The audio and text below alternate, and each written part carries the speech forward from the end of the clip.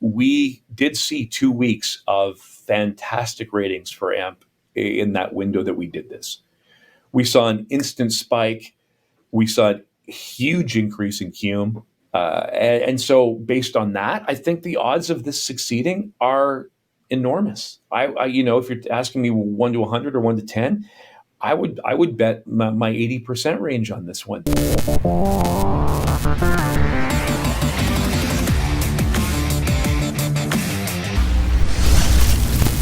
When MTV launched in the early 80s, they had a slogan that pretty much sums up this lesson entirely. And the slogan was MTV. Some people just don't get it. Now, obviously it had a double-edged meaning. The first one was somebody just didn't have cable, so therefore they didn't get MTV. And then the other side of it is all about this lesson. And I can guarantee you 3 things about this lesson.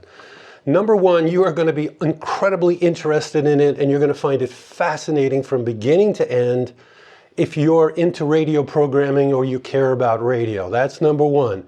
Number 2, it is going to aggravate you and piss you off and make you incredibly frustrated. That's number 2, when you hear this story and we go through this, because, as a programmer, it's incredibly aggravating. And number 3, it's aggravating because you as a programmer, you're going to encounter this. You just are, and nothing is more frustrating, at least to me anyway, because I've encountered it a bunch of times, where you have an idea, it's really well thought out, it's incredibly logical, it's super great, it's all of those things. You can't ask for anything better, and it deserves a shot. Do you know if it's going to work? No, you never actually know that. But the odds are really leaning in your favor, and someone is going to stand in your way. It could be corporate, it could be your national PD, it could be your GM, it could be some other entity, which is what happened in this particular instance. So that's why I know you're going to find it really interesting, because it's touching all 3 of those bases. Now let me take you through the format. This is a new format proposed, and I want to go through it. And I'm just going to start doing some facts and stuff, and I'm pretty sure that your mind is going to immediately jump out in front of me and be long gone. Because to me, this was one of those ideas for a format like every other idea that pops up that is so, oh my God, I can't believe it's been 1,000 years and nobody's thought of that. And it's just so obvious as soon as someone mentions it that 2 things start to happen when someone mentions it. Your mind immediately starts going like 1,000 miles an hour in 100 different directions, coming up with cool things to do with the idea. And then that second thing is, how come somebody didn't think of this before? It's just so obvious. Okay, so let me start going through it. So for that, you kind of have to go back into history. And in the beginning of writing, before there was the Gutenberg press and, there was the Bible, right? Huge, big, thick thing, long form Bible written, okay? And then, that became books, and again, long form. And then there's short stories and there's poems. And then as science progresses and things get invented, again, like the printing press, things start to change. There's a progression of stuff, okay? So, if you flash forward to now, you have Facebook and people are writing a couple paragraphs of stuff. And then there's email, and again, people are writing some long form things, but not super long. Maybe it's a page or 2. And then you come down to Twitter, where it's whatever that is, 280 characters, and that's all you get. Everything keeps getting shorter and shorter and shorter, okay? Are you with me now? If you think of radio, are you ahead of me already, okay? Okay, if you're not, let's just keep going. So people start inventing, the camera, and you can come up with movies, and the movies are like an hour. Probably the earlier ones are maybe 30, 40 minutes. And then, now, if you're gonna watch a Marvel movie, it's gonna be 2 hours. But then that turns into YouTube, which are shorter things. They tend to be 30 minutes to 12 minutes, somewhere in there. 12 minutes because you get paid for 12 minutes if you're over that. Okay, you can get 2 commercials in. That's why that is. But then all of a sudden, on top of that, becomes TikTok, and now it's a minute. Whoa, and all of a sudden YouTube is getting killed, which you may or may not know. And YouTube starts really pushing YouTube Shorts. Guess what their time is? 1 minute, okay? So TikTok, YouTube Shorts, It's where the world is going. Are you ahead of me already? Probably, hopefully. And this goes on in industry after industry after industry. Even now, if you think about it, okay, the music that's coming out now, where things used to be the average song probably was 330, 345, 402, somewhere in that realm. Now, they're like somewhere between 2 and 3 minutes. That's what the new songs are. Even the music industry edits stuff down. Do people buy albums? Not really. What they do is they buy singles and they get the digital download. Everything has become shorter and shorter and shorter, and everything goes into a time crunch. In other words, the entire world is editing. The whole world edits voraciously. Radio, format. What do you think? What's in your mind right now as I just said all that? Given all of that, I thought we'd go to the source, somebody who actually tried to do this and, got it rolling and, the idea of the whole thing. And I just thought, it'd be really interesting to talk to him. His name is Steve Jones, and he is head of programming for the Stingray radio group in Canada.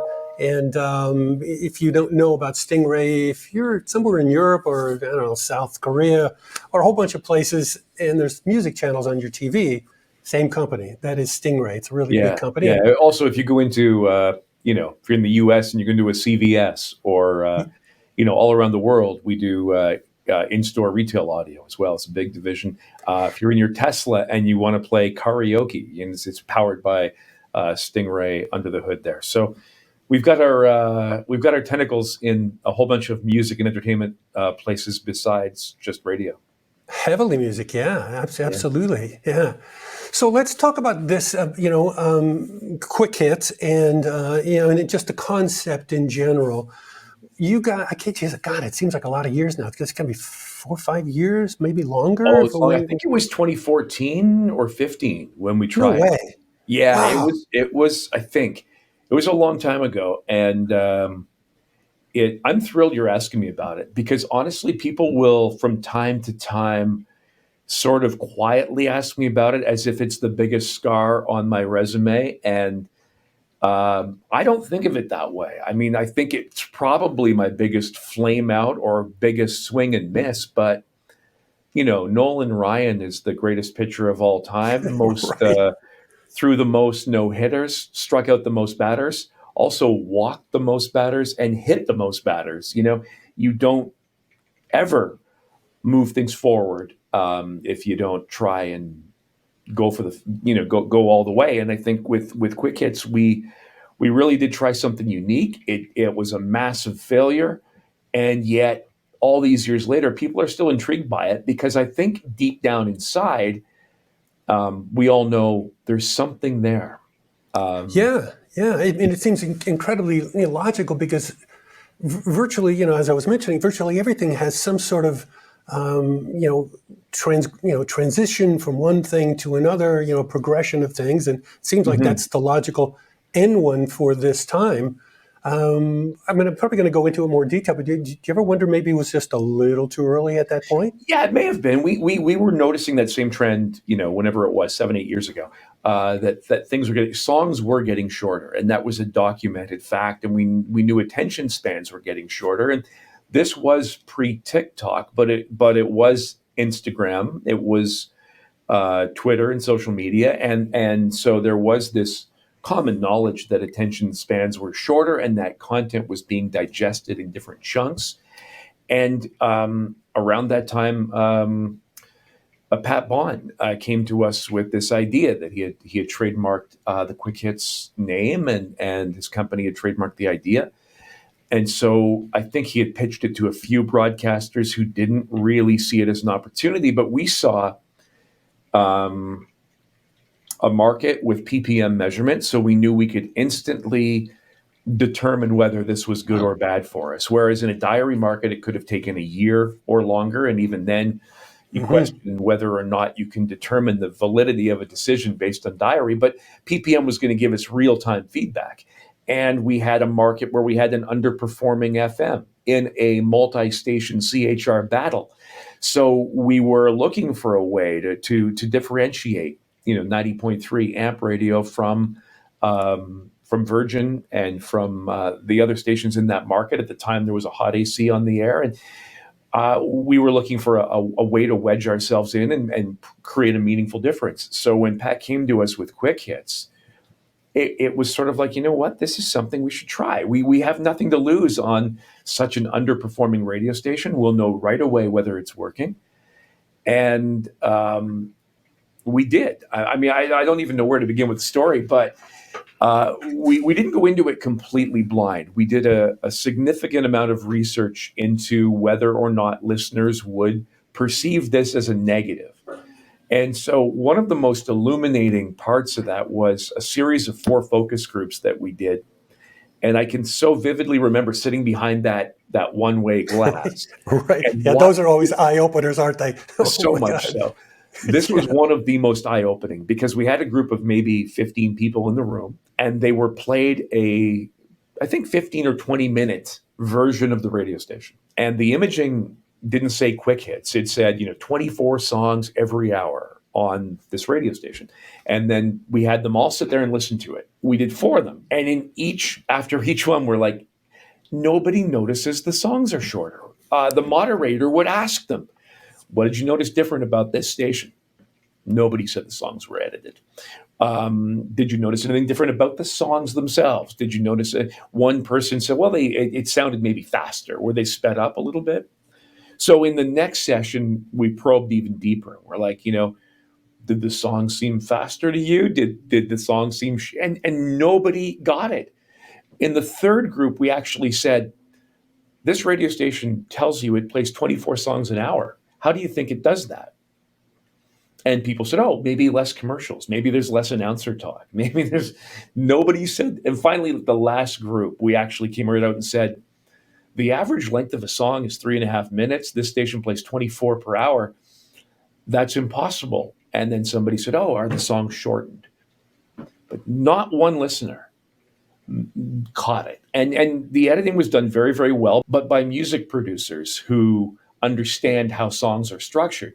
Yes. So we focused on taking out long intros, repeating choruses, instrumentals, and rap breaks or other sort of things in the middle of a song that maybe deviated from the rest of the song. So the song really became verse, chorus, end. And I think in the reality with pop music, nobody really noticed. I mean, people are going to notice if you take out the intro to Stairway to Heaven or an iconic song.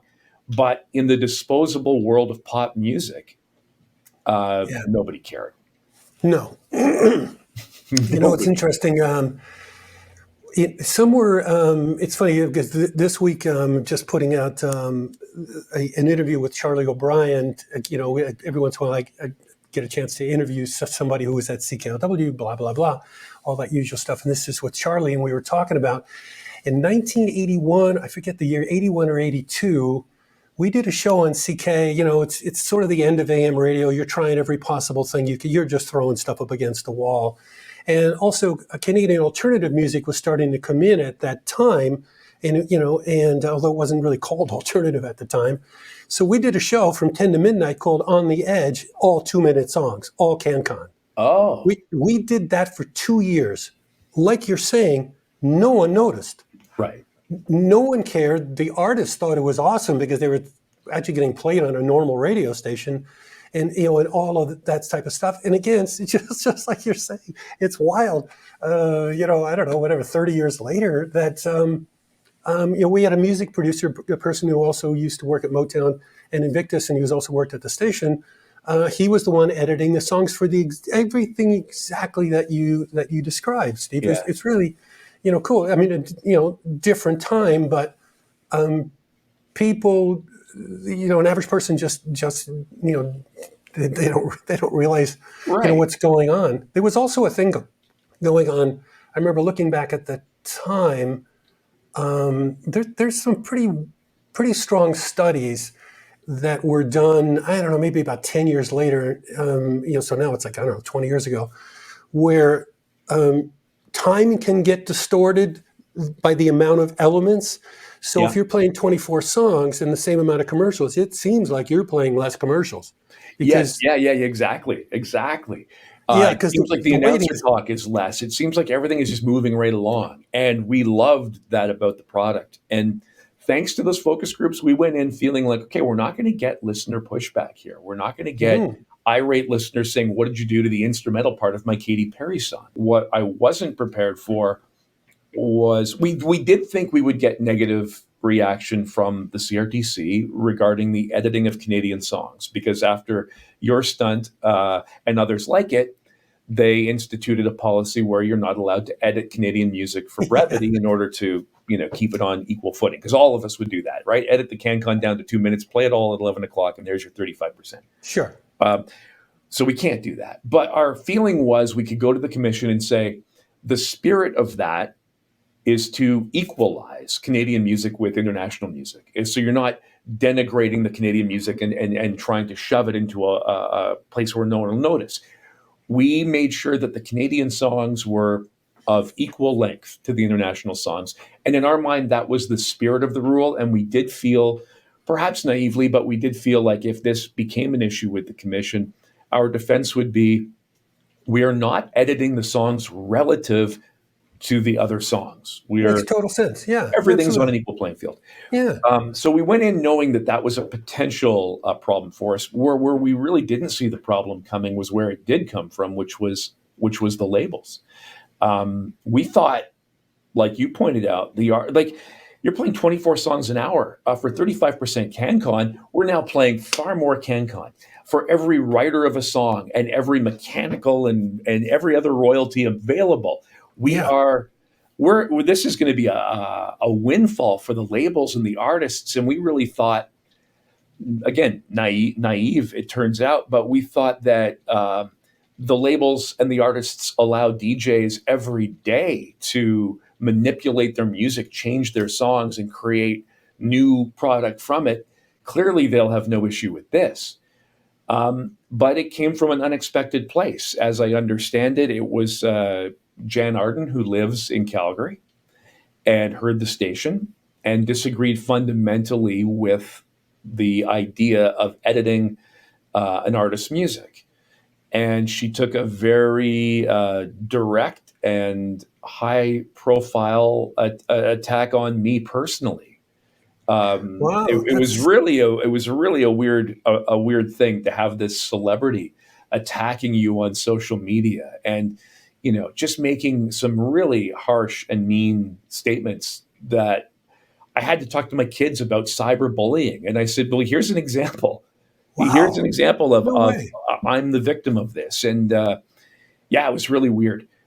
In the end, Jan and I buried that hatchet and made up. And she was very apologetic for the personal attacks. And I respect her for having such a passionate opinion. But Jan was managed by Bruce Allen.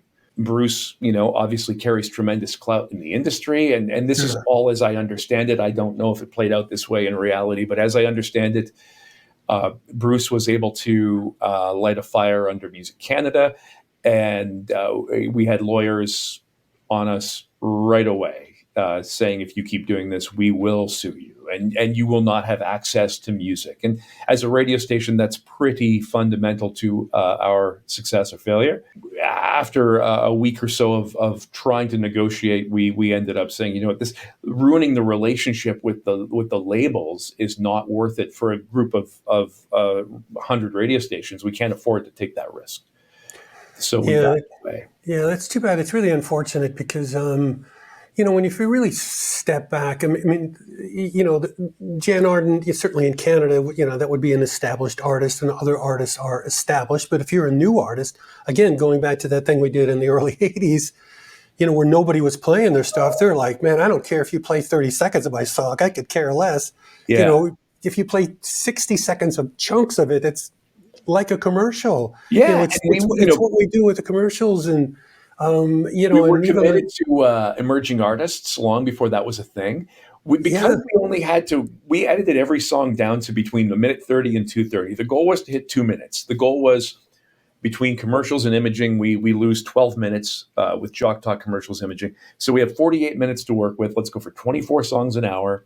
hmm The number 24 I think works with the number of hours in a day. It was a good number for us, and that's where we wanted to hit. So everything became an average of 2 minutes. For CanCon, that would have been great. For emerging artists, it was great. And when you only have to worry about 2 minutes of risk, we came up with ideas like, let's play the number one song in Australia this week. Let's play the number one song from, the UK this week, songs that were not being played in North American radio. Let's play a breaking alternative hit. Like, we can have a lot more fun, I think, and get away with a lot more because we're not embarking on 4.5 minutes of risk. It's just 2 minutes. Yeah. But You're kind of going down a little bit what TikTok kind of does now, which is introducing new stuff 8 years later.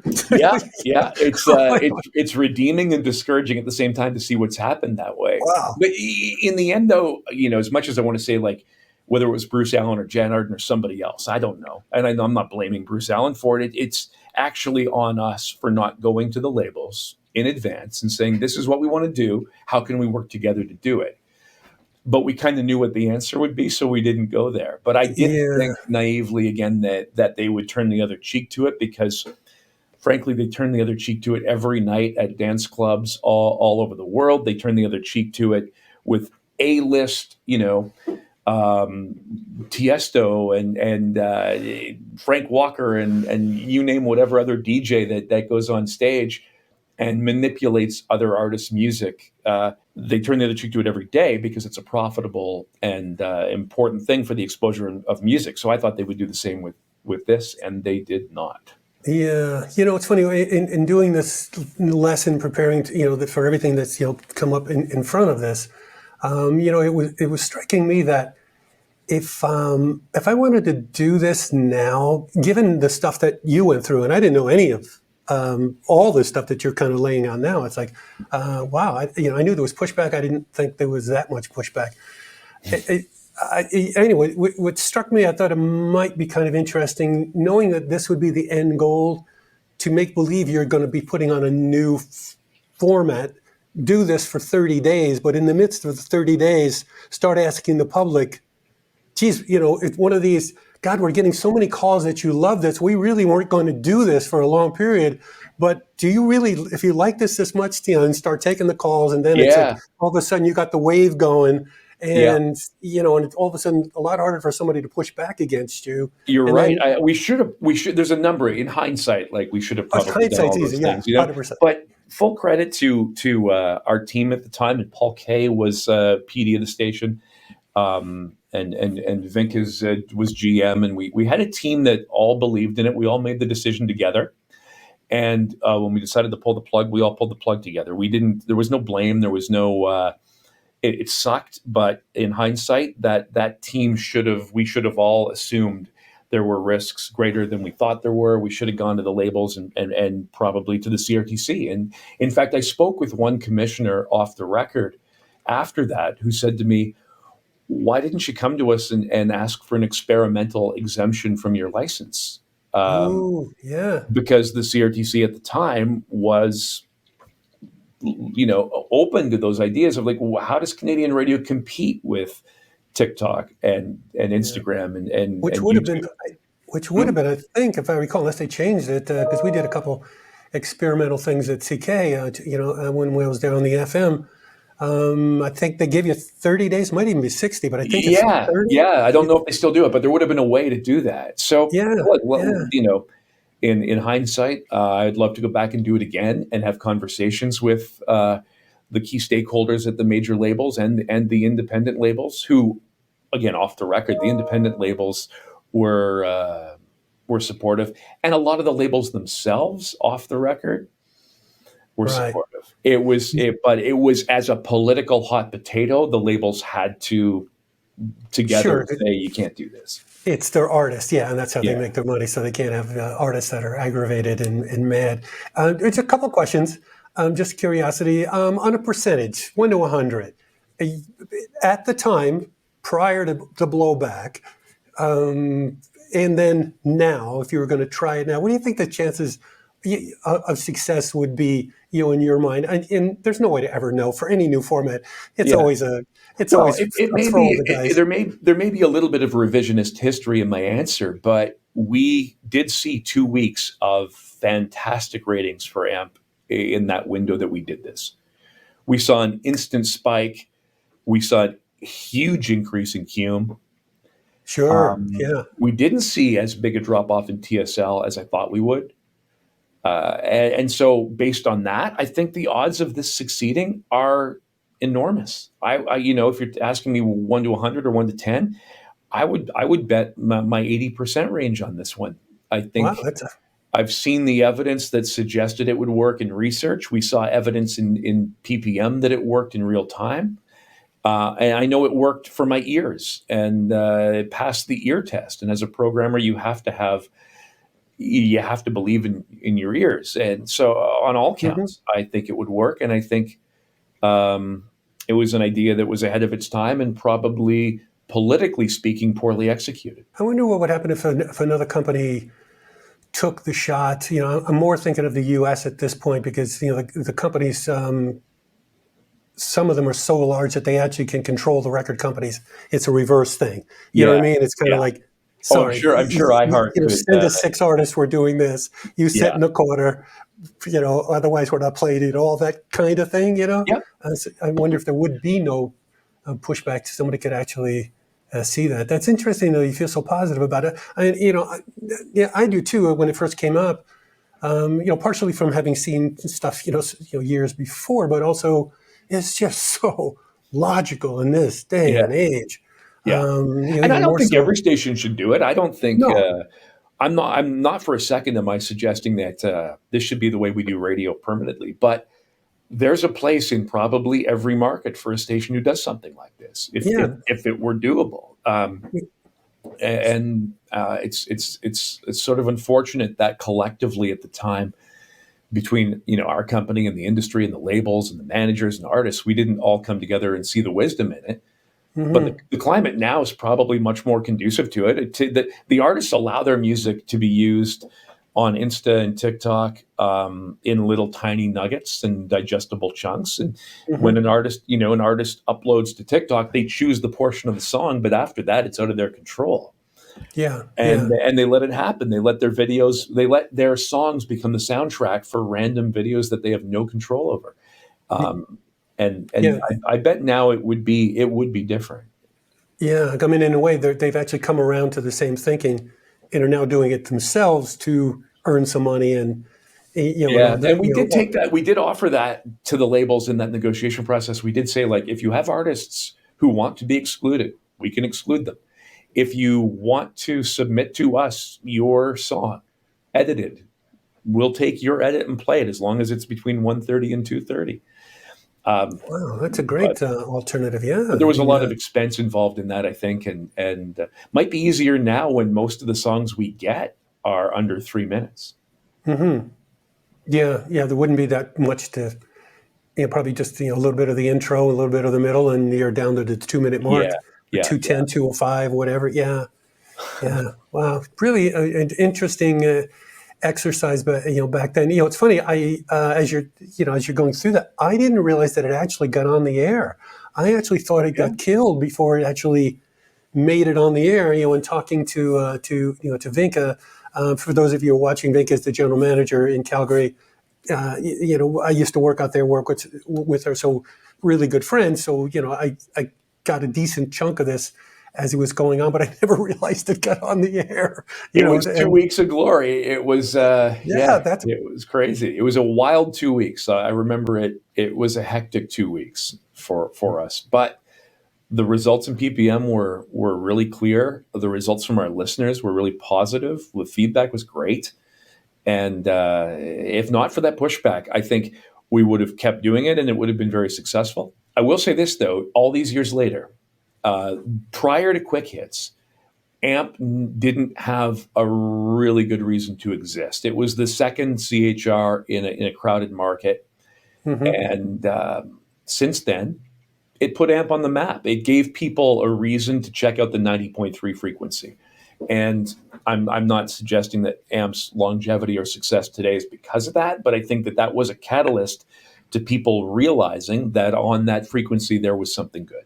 It was your 2 weeks of Christmas music. Yeah, yeah, exactly, right? It was a reason for people to Yeah, check it out. Yeah. And it yeah, continues to the AMP's a successful station today. I think that was sort of the turning point for us.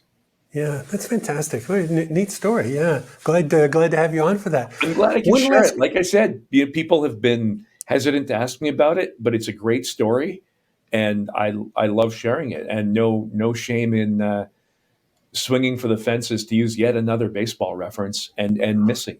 One last question, sort of in the same realm. Although you're not, you're building something new, but it's already been done for I don't know, decades already in Edmonton. Yeah, You're doing your version of either closely or not closely, your own version or whatever yeah. of the Now format in Toronto. It's not been on the air all that long, so I don't know if it's a little too early for you guys to tell. But are you getting Well, if traction? we Are if you we not? were Or if we were at a 12 share in number one, I would say not too early to tell. yeah, well, that's your But own station, though, isn't it? That's right, Boom this book. yeah, yeah. I don't want to take away from Boom. We're Yeah. 10 months in, and we are seeing some great signs. Like we are seeing the ratings are still quite low, but we're seeing some great reaction from the audience, the engagement, and what the audience is feeding back to us about why the radio station matters to them, because it's a community, it's a family, it's a conversation. People feel like they know each other. There are regular callers, and it is a constant stream of dialogue between real human beings. And where I think the real magic is in the format is the passive engagement. In other words, the listener is sitting in her car and hearing a topic. For example, this morning it was a topic about the time you broke a bone and didn't even know it. And listeners are calling in with these ridiculously cool stories. But at the same time, there are thousands of listeners not calling in, Sure. but telling the story in their head, thinking if I called, I'd tell them the time I broke my baby finger and didn't know it for 2 weeks until I went to the dentist and he said I should get an X-ray and it turned out to be broken. Everyone has their story, and they don't need to call the radio station and engage to be engaged. And most radio stations today, we don't do much of that. We play a lot of music, we tell some jokes, we try to do some engaging things, but this format, it requires both the listener and the active callers to engage on a deeper conversational human level that I think will have long-term success. The biggest issue I think we face in Toronto is the most crowded media market in the country on a frequency that was used for hip hop for so many years. We have to have our moment like AMP had, where people Right. realize that on 93.5 there's something cool, and we'll get there. It's just going to be a long slog in a market like this, and we're seeing the same thing with Pattison is doing it now in Vancouver, and they're only a few months in. Ratings are modest, but I'm pretty sure, and I haven't spoken to them about this, but I'm pretty sure they're in the same mindset that we know long term this will resonate with people. Mm-hmm. You're a content guy, through and through. As opposed to just a programmer doing the programming. There's definitely a difference of a content person versus Sure. somebody just going through the motions and all that sort of stuff. Do you going in and certainly now? I mean, I know when I would listen to Now, the original one, my ear would go like, "Ooh, you got some pretty darn good jocks on there." The air talent Yeah. is not necessarily super personalities, but they are really, it's a special kind of person to be able to do all that they're doing. You can't just throw anybody in there. Yeah. Are you finding that kind of same thing in 100%. Toronto? Yeah. Yeah. We that was not an easy station to recruit for. We got lucky with some of our talent who we didn't know if they could pull it off, and they have been able to. But it requires constant. Like one of our on air people told me last week that doing a show on a station like this is exhausting because you don't have a 8-song sweep to collect your thoughts.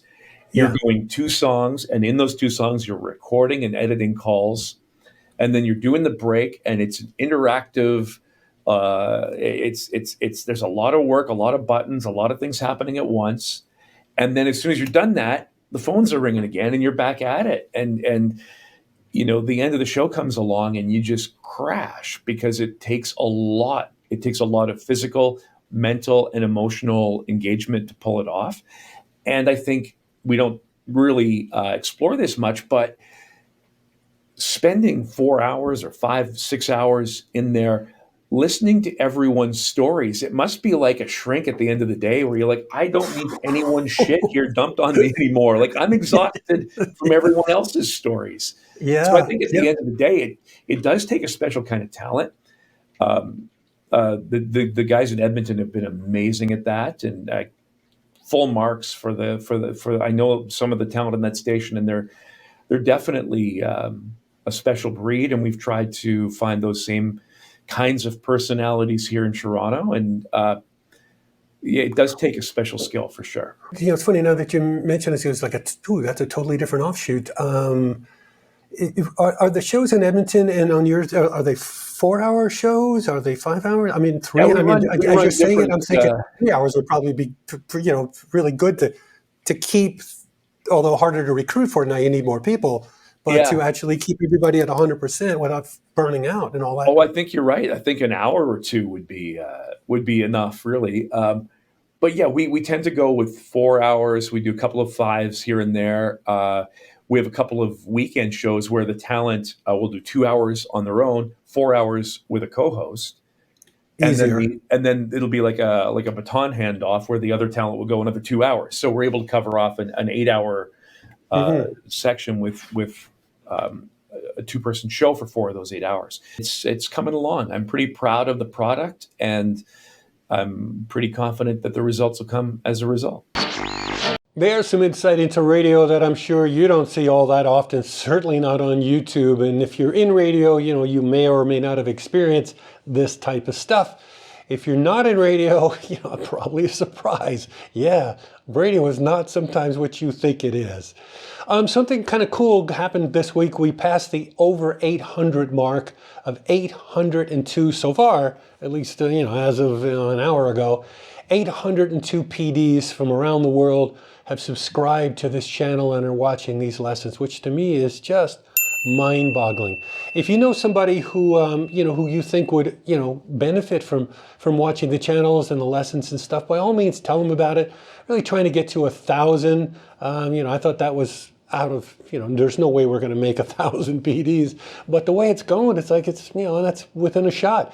And that's a big level for YouTube. If you hit 1,000, a whole bunch of other things start kicking in. They start pushing the channel all over the place and all that. It's just sort of like the magic number.